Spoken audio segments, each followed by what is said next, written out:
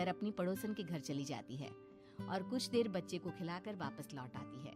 इसके कुछ दिन बाद ही प्रिया को पता चलता है कि वो माँ बनने वाली है। ममता की खुशी का ठिकाना नहीं रहता।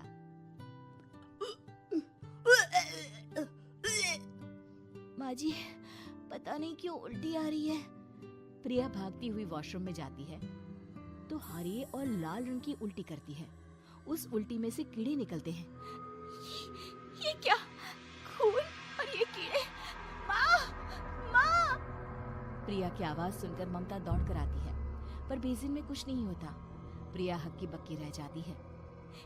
ये सब क्या हो रहा है? प्रिया घबरा जाती है और अपने कमरे में जाकर सो जाती है। डर के कारण वो इतनी थक जाती है कि उसकी आंख लग जाती है। तब उसे ऐसा लगता है उसके पेट पर मानो कोई बैठा हुआ हो। कौन हो? प्रिया के पेट पर एक 5 महीने की बच्ची बैठी हुई थी जो बुरी तरह जली हुई थी। माँ, तुम ही मुझे लाई ना अपने पेट में? मैं तुम्हारी माँ नहीं हूँ। कौन हो तुम? माँ, देखो मैं जल गई बुरी तरह से। 6 महीने पेट में रहने को भी मुझे नहीं मिला। सहला दो ना माँ। बचाओ! बचाओ! माँ! ममता दौड़कर कमरे में आती है। प्रिया की बातें सुनकर वो सब समझ जाती है। तू कहीं बगल वाले घर में तो नहीं जाकर आई ना बहू? मुझे माफ कर दो, मैं गई थी माँ। उस घर में सब मरे हुए हैं बहू। कई साल पहले स्नेहा उस घर में बहू बनकर आई थी। कुछ ही दिन में वो एक बच्चे को जन्म देने वाली थी।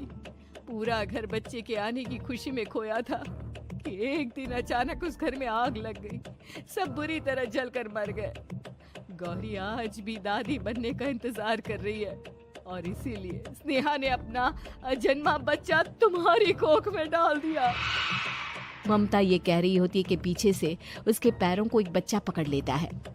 दादी, दादी। माँ, स्नेहा की गोद में यही बच्चा था। ये बच्चा कौन है फिर? तेरी मौत है। तेरी भी दादी। जिस चीज का ममता को डर था वही हो गया। ममता निवास के ऊपर मौत ने चादर बिछा दी थी। प्रिया का पेट ऐसे बढ़ जाता है मानो 9 महीने का हो। 2 हाथ उसके पेट से बाहर निकलते हैं। बहू, संतोष को फोन कर, किसी पंडित जी को बुला बहू। प्रिया का पति भागता हुआ घर आता है। ये तो होना ही था माँ। तेरा पाप तेरे सामने आ गया तो तू सह नहीं पा रही है। स्नेहा घर में आग लगी नहीं थी, माँ ने लगाई थी, प्रॉपर्टी की लालच में। और वो बच्चा मेरी पहली पत्नी का बच्चा है, मेरा बेटा, जो कि उस आग की चपेट का शिकार हो गया था। मैंने तुमसे ये सब माँ के कहने पर छुपाया था। मुझे माफ कर दो प्रिया। तुम अगर चाहो तो यहाँ से जा सकती हो।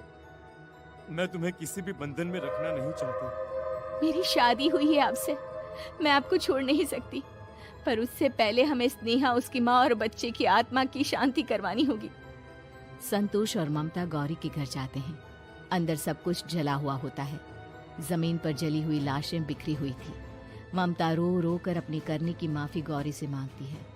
प्रिया स्नेहा के घर वालों का अंतिम संस्कार करवा देती है और ममता निवास फिर से आत्माओं के साए से मुक्त हो जाता है।